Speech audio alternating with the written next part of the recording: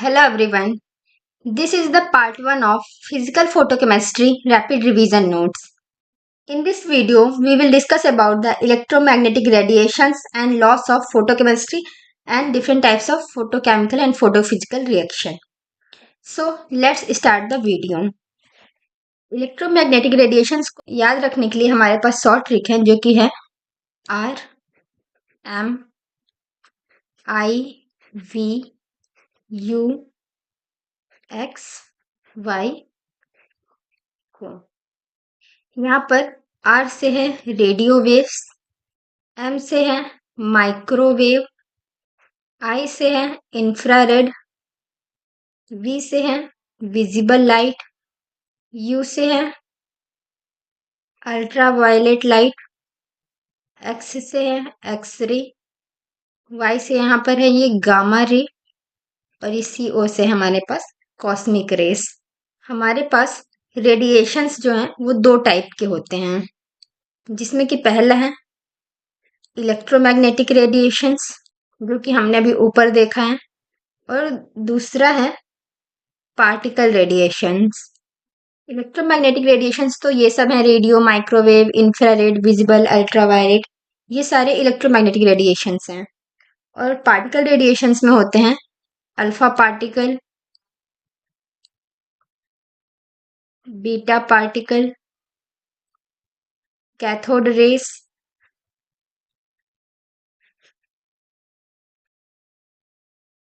And beam of proton and neutron etcetera. ये सारे हमारे पास रेडिएशंस हैं। देन नेक्स्ट हम डिस्कस करेंगे लॉस ऑफ फोटोकेमिस्ट्री। हमारे पास दो लॉ होते हैं फोटोकेमिस्ट्री के, जिसमें कि पहला लॉ है ग्रोथस ड्रेपर्स लॉ। ग्रोथस ड्रेपर्स लॉ कहता है कोई भी फोटोकेमिकल या फोटोफिजिकल प्रोसेस में रेडिएशन एब्जॉर्ब होता है सबसे पहले। और सेकेंड लॉ है Einstein law of photochemical equivalence. ये लॉ कहता है कि कोई भी रिएक्टिंग स्पीसीज एक टाइम पर सिर्फ एक फोटोन ही एब्जॉर्ब करता है। देन नेक्स्ट हम देखेंगे फोटोकेमिकल रिएक्शन। फोटोकेमिकल रिएक्शन में कोई भी रिएक्टिंग स्पीसीज सबसे पहले लाइट एब्जॉर्ब करता है और एक रिएक्टिव इंटरमीडिएट फॉर्म करता है। देन नेक्स्ट स्टेप में ये हमारे पास प्रोडक्ट फॉर्मेशन होता है और जो लाइट एब्जॉर्ब है वो रिलीज हो जाती हैं। फोटोकेमिकल रिएक्शन हमारे पास दो टाइप के होते हैं, पहला है प्राइमरी और दूसरा है सेकेंडरी। प्राइमरी प्रोसेस में जो मॉलिक्यूल है सबसे पहले इलेक्ट्रोमैग्नेटिक रेडिएशन एब्जॉर्ब करता है और एक ऐसा स्पीसीज फॉर्म करता है जो कि फर्दर रिएक्शन में इन्वॉल्व होते हैं। सेकेंडरी प्रोसेस में जो रिएक्टिंग स्पीसीज हमारा फर्स्ट प्राइमरी प्रोसेस से फॉर्म हुआ है वो स्पीसीज इन्वॉल्व होता है कुछ चेन रिएक्शंस में। नेक्स्ट हम डिस्कस करेंगे फोटोफिजिकल प्रोसेस के बारे में। इस केस में भी हमारा सेम, कोई भी रिएक्टिंग स्पीसीज लाइट को एब्जॉर्ब करता है और वो रिएक्टिंग स्पीसीज एक इंटरमीडिएट फॉर्म करता है with high energy, and then वो हमारा रिएक्टिंग स्पीसीज वापस से फॉर्म हो जाता है और लाइट को एमिट कर देता है। फोटोफिजिकल प्रोसेस भी हमारे पास दो टाइप के होते हैं, जैसे कि फ्लोरोसेंस और दूसरा है phosphorescence.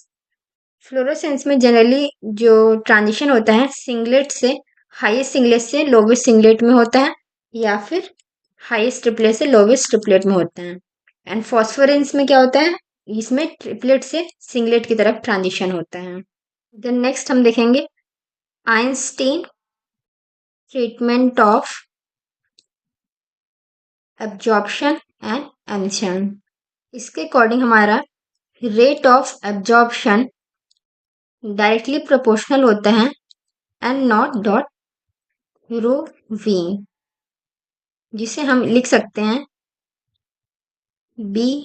B01 and not dot rho V. यहाँ पर ये जो रो है ये हमारा डेंसिटी है रेडिएशंस की। नेक्स्ट, रेट ऑफ एमिशन हमारा इक्वल होता है A10 N1 plus B10 N root rho into V। यहाँ पर ये जो A10 है ये हमारा रिप्रेजेंट करता है स्पॉन्टेनियस एमिशन को, और ये जो B10 है ये रिप्रेजेंट करता है स्टिमुलेटेड एमिशन।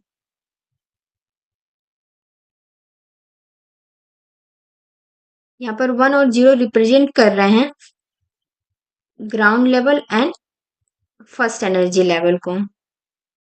अगर हम इनका पॉपुलेशन डेंसिटी का फॉर्मूला देखें तो ये लिख सकते हैं हम N1 by N0 is equal to e to the power minus h nu by KT।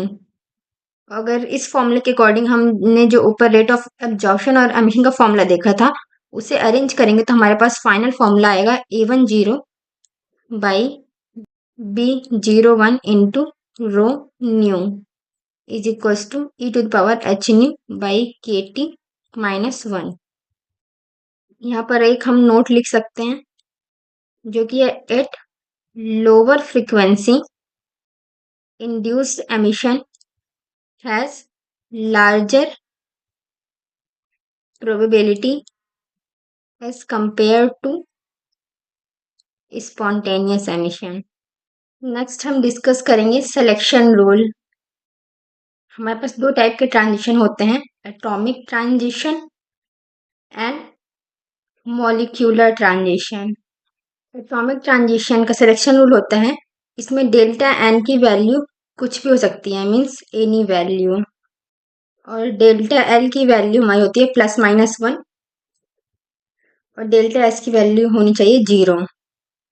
Molecular transition में डेल्टा एल की वैल्यू होती है +1 और डेल्टा एस की वैल्यू होती है 0। ये है हमारा टोटल एंगुलर मोमेंटम।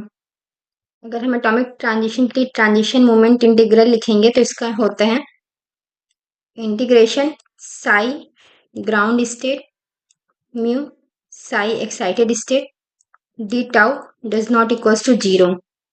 और मॉलिक्यूलर ट्रांजिशन के केस में जो TMI है वो हमारा होता है psi N mu psi M D tau does not equals to 0।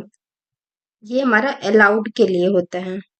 Atomic transition में जो ट्रांजिशन मोमेंट इंटीग्रल है इसका मतलब होता है कि अगर 1s से 2s ट्रांजिशन हो रहा है तो वो हमारा फॉरबिडन ट्रांजिशन होगा, और अगर 1s से 2p ट्रांजिशन है तो वो हमारा अलाउड ट्रांजिशन होगा। और ऐसा क्यों होगा, क्योंकि अगर 1s से 2s ट्रांजिशन हो रहा है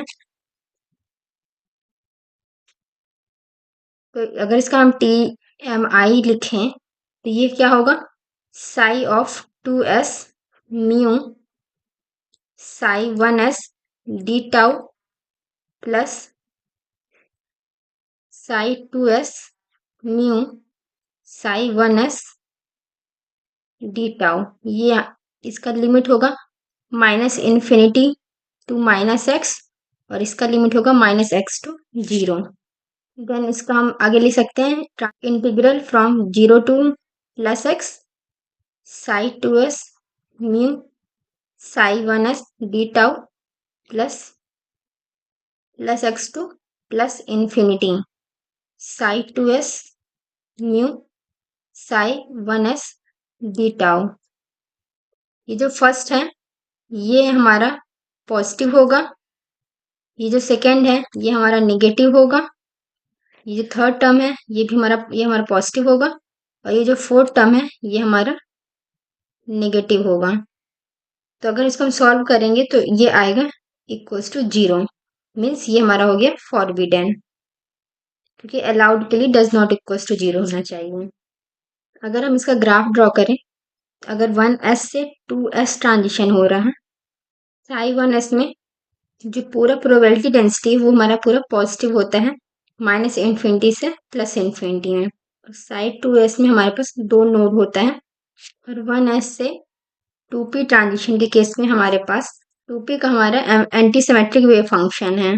अगर हमारा ट्रांजिशन 1s से 2s, 3s, 4s और 5s हो रहा है, देन उस केस में हमारा वेव फंक्शन और मैग्नेटिक मोमेंट एंड जो हमारा इनिशियल वेव फंक्शन है वो हमारा सिमेट्रिक होगा और मैग्नेटिक मोमेंट हमेशा एसिमेट्रिक होता है। फाइनल वेव फंक्शन वो हमारा सिमेट्रिक होगा। इस तरीके से हमारा ये हो जाएगा फॉरबिडन ट्रांजिशन। अगर हमारा ट्रांजिशन 1s से 2p, 3p, 4p, 5p इस तरीके से हो रहा है तो हमारा जो इनिशियल वेव फंक्शन है 1s वो हमारा हमेशा सिमेट्रिक होगा। फाइनल हमारा मैग्नेटिक मोमेंट हमारा एसिमेट्रिक होता है और जो फाइनल वेव फंक्शन होगा p ऑर्बिटल का वो होता है एसिमेट्रिक। तो ये हो जाएगा हमारा अलाउड ट्रांजिशन। अगर हमारा transition 3D, 4D, 5D, 6D में हो रहा है, देन उस केस में जो हमारा इनिशियल वेव फंक्शन जो कि 1s वो हमारा सिमेट्रिक होगा, मैग्नेटिक मोमेंट एसिमेट्रिक होगा और जो फाइनल वेव फंक्शन है मीन्स यहाँ पे डी ऑर्बिटल हमारा सिमेट्रिक वेव फंक्शन होता है। तो ओवरऑल ये हो जाएगा फॉरबिडन।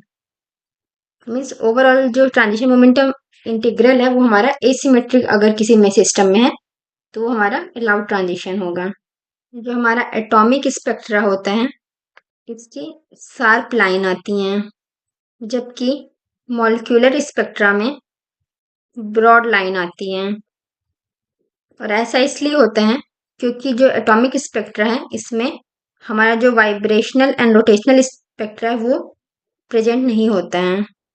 देन नेक्स्ट हम डिस्कस करेंगे जेबलॉन्स्की डायग्राम के बारे में। हमारा जो S1 से S0 जो ट्रांजिशन है ये ट्रांजिशन हमारा शो होता है ड्यू टू फ्लोरोसेंस। ये एक रेडिएटिव ट्रांजिशन है और ये जो जिगजैग लाइन है ये हमारा है हीट जो रिलीज हो रहा है और ये नॉन रेडिएटिव ट्रांजिशन है।